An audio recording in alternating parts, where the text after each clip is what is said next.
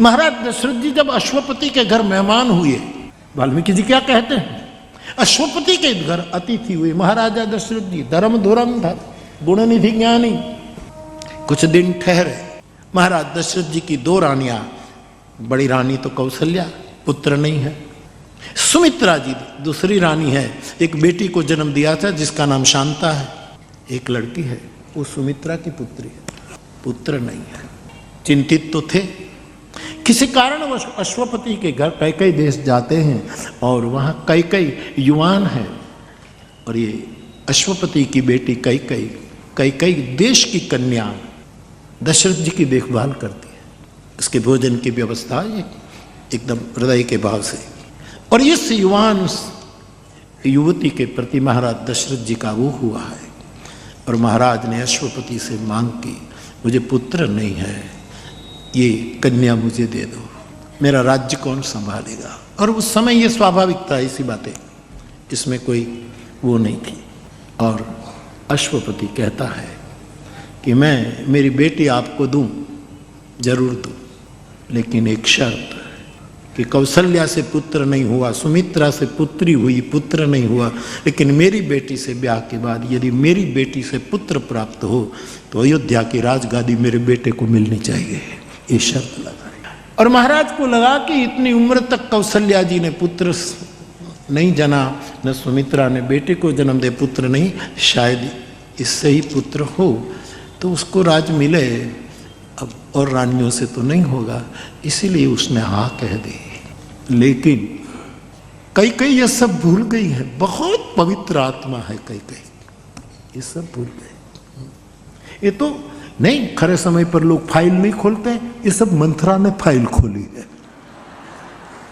ये मंथरा ने दशा, ये कुसंग, एक कुसंग, एक कुसंग। तो हम निवेदन कर रहे हैं मेरे भाई बहन कि कई अम्बा कुसंग के कारण इतनी हद तक चली गई।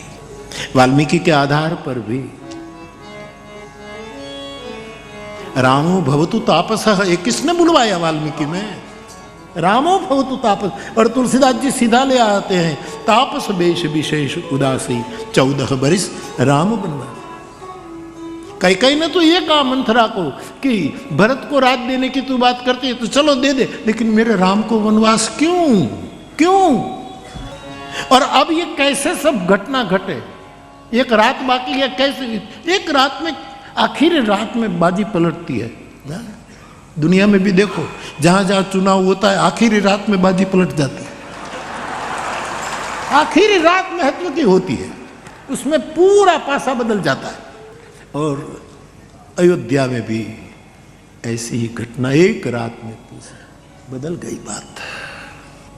बोले वो जब उसको कहने लगी, आपको क्या पता राम राजा हो जाएगा तो तुम्हारी भरत की क्या दशा होगी, फला क्या होगा, कई का अभिमान, कौशल्या का अहंकार आसमान को छू लेगा, आप बंदी हो जाएगी, भरत को कोई पूछेगा तक नहीं। तो बोले एक हो कैसे, कई कहती कैसे हो, दुई वरदान भूप सन था, कई को याद भी नहीं, फाइल वो खोल रही है। ऐसे लोग सब रिपोर्ट रखते हैं और मौका आते खोलते हैं।